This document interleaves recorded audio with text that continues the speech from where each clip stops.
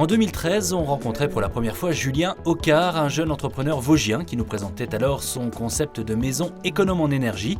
Sa société, Passive Home, basée à Saint-Étienne-les-Remiremont, s'est depuis bien développée mais doit faire face depuis 2 ans à une situation internationale complexe. C'est un euphémisme. Il évoquait le sujet à notre micro l'année passée.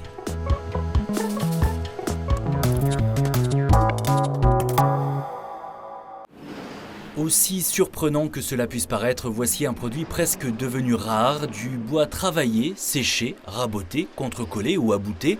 L'Europe fait face à une véritable pénurie et le prix du mètre cube s'envole un peu plus chaque mois.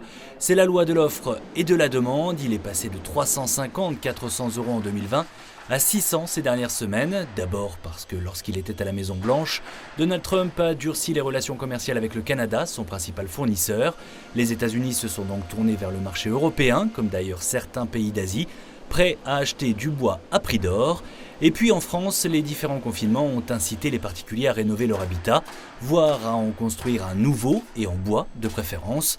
Du coup, les fournisseurs n'arrivent plus à suivre et c'est aujourd'hui toute la filière qui est impactée. Et ça devrait durer, si l'on en croit le dirigeant de cette entreprise spécialisée, basée à Saint-Étienne-les-Remiremont. Je pense que ça ne va pas encore s'arrêter là. Je pense qu'on va encore connaître, d'après les retours de nos fournisseurs, des tensions jusqu'au mois de septembre. Et pas de retour à la normale avant le printemps 2022. Alors ça crée effectivement des tensions et des difficultés, tant sur le plan organisationnel pour les projets qui sont lancés, les clients qui sont déjà engagés avec nous, c'est pas forcément facile de maintenir les tarifs sur lesquels on s'était engagé il y a quelques mois. Et puis la difficulté qu'on peut rencontrer sur les prochains projets, puisque lorsqu'un client vient nous sollicité au départ pour un projet, la maison on la construit généralement 6 mois, 1 an après, et aujourd'hui on n'a aucune visibilité de tarifs et de prix à annoncer. C'est une vraie problématique. Julien, dans ce reportage, vous disiez espérer un retour à la normale au printemps 2022. On est au printemps 2022, mais... On a eu un frémissement, on était très optimiste l'hiver dernier, les tarifs n'étaient pas revenus entre guillemets à la normale, mais est-ce qu'on peut parler de normal ? L'année dernière, quand on s'est vu, on était le prix du mètre cube de bois pour la construction à peu près à 600 €. On était passé de 400 l'année d'avant à 600 là. On est à peu près à ce niveau-là. Ça a fluctué quand même au cours de l'année. On est monté assez vite au-delà de 600 l'année dernière, voire 900. À ce moment-là, on a dit stop. Et on était redescendu aux alentours de 400, 450 € du cube à la fin de l'année 2021. Et là, on est remonté effectivement sur des bases de prix supérieures à 600 € du mètre cube. Donc, c'est pas facile de se projeter effectivement au quotidien. Quand on atteint 900, vous dites stop, c'est-à-dire on arrête d'acheter. Ah oui, mais même avant, même un peu avant, où là on s'est positionné, j'ai appelé mes confrères, moi la plupart de mes confrères constructeurs vosgiens, pour connaître leur position, parce que tout seul on ne peut pas faire grand-chose. À plusieurs, je m'étais dit peut-être qu'on va avoir une voix qui va porter un peu plus loin. Et effectivement, il y a eu un déclic, je pense, de la part de nos fournisseurs à ce moment-là, qui ont dit effectivement on ne peut pas continuer dans cette escalade. Et les prix sont revenus un petit peu à la baisse, enfin en tout cas se sont stabilisés sur l'été pour je dirais, gentiment descendre jusqu'à la fin de l'année. Pendant le premier confinement, on s'est beaucoup moqué des particuliers qui se ruaient sur le papier toilette pour faire du stock. Faire du stock, pour vous professionnels, avec le bois de construction, ça a été une nécessité à un moment donné. Faire du stock, quand on a la capacité de le faire, la possibilité financière et la place pour le faire, il faut le faire. Nous, on l'a fait cette année, on a eu la possibilité de le faire. Ça nous permet de travailler plus sereinement, je dirais, jusqu'à la rentrée prochaine. Mais après, on ne sait pas ce qui va se passer. Le problème, c'est si dans le monde entier, tous les professionnels font du stock sur un marché déjà tendu, ça n'arrange pas les choses. Aujourd'hui, la problématique, ne provient pas du stock que les entreprises françaises ou européennes génèrent. La problématique, c'est la fuite de notre matière première à l'exportation. Aujourd'hui, c'est le vrai problème, il est là. C'est même aberrant finalement, parce qu'on sait que notre bois vosgien est vendu à l'export en Asie, il est transformé là-bas et on le rachète.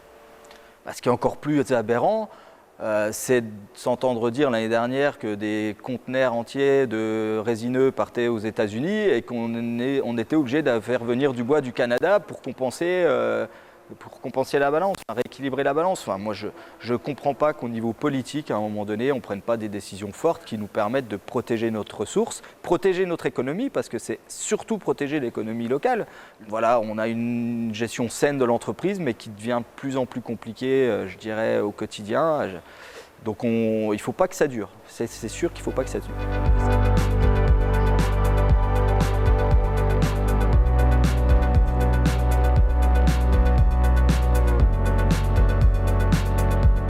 Depuis 2 ans, le monde entier vient finalement se servir, vient s'approvisionner dans les forêts européennes. Est-ce qu'à la longue, ça peut devenir un problème pour la préservation de nos ressources, justement, à force de taper encore dans les mêmes... Si on a un minimum de prise de conscience, ou en tout cas de recul, entre ce que subit notre forêt sur les sécheresses, sur le Bös-Tricht, sur effectivement peut-être une surexploitation qui est approuvée. Je ne sais pas exactement s'il y a une surexploitation des ressources, mais on peut imaginer qu'effectivement, dans quelques années, on se retrouve dans une situation très compliquée. Et là encore, je pense qu'effectivement, c'est une décision politique. Les Chinois ont pris la décision de ne plus couper un arbre dans leur forêt et d'importer la ressource.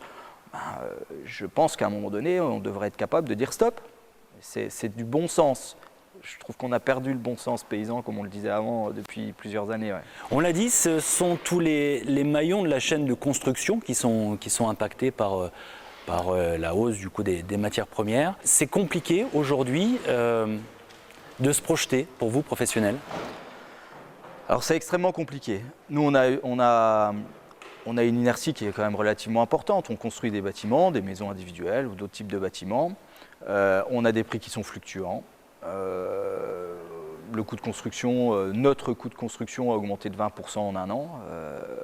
Aujourd'hui, on l'impacte sur les nouvelles études, mais les projets qui ont été initiés il y a plus d'un an, il faut quand même les gérer. Vous êtes à combien du prix du mètre carré aujourd'hui? Alors le coût de construction, pour nous, en passif, dans notre démarche qualitative, il se situe aux alentours de 2 400 € du mètre carré. Mais 2 400 € du mètre carré, ce n'est pas le budget global du client. Il faut ajouter le coût du terrain, il faut ajouter des dépenses annexes, des frais d'études et autres. Aujourd'hui, moi j'annonce plutôt un budget aux alentours de 2 800, 3 000 € du mètre carré pour sécuriser les choses.